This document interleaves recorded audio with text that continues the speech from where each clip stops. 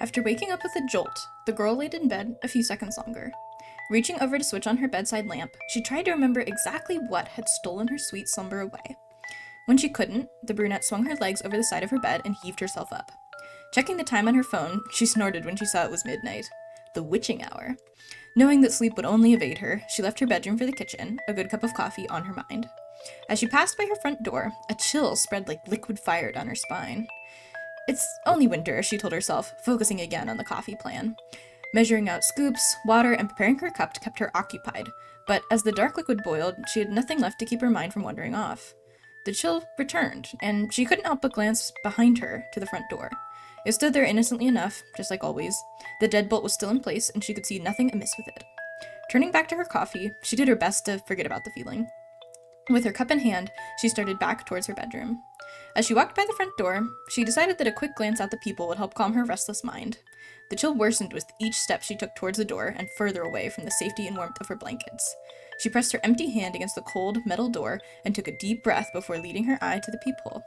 At first, she could only see an inky blackness and somehow seemed to swirl in on itself. When she blinked in surprise, the void melted away. She wished it hadn't.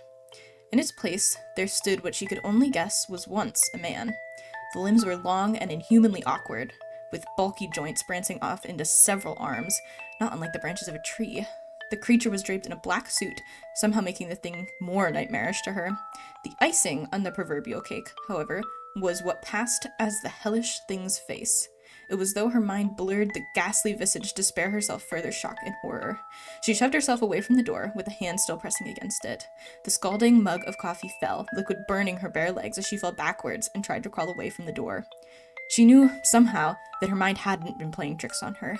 As she crab-walked away from the door, she watched as tendrils, as black as the void she first saw, snaked around through the cracks.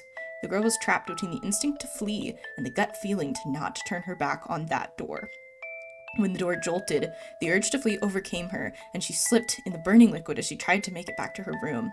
She knew deep down that she was trapping herself in a corner, but she had to get away from the door.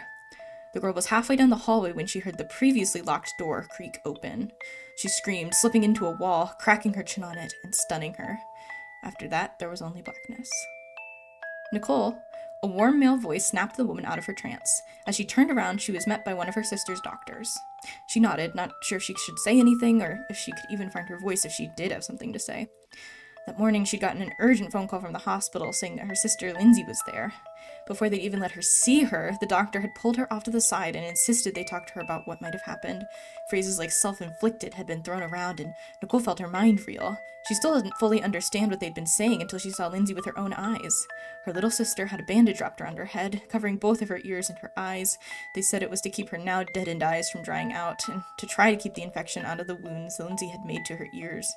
The doctors had guessed that she, or something else, had jammed a pencil into them to keep her off balance, to deafen herself against something. There was a mix of first and second degree burns on her hands, legs, and feet from what was assumed to be the coffee her neighbors found spilled all over the entry of her apartment. As Nicole walked into her sister's hospital room for that first time, she thought she'd spied the silhouette of a man in the window.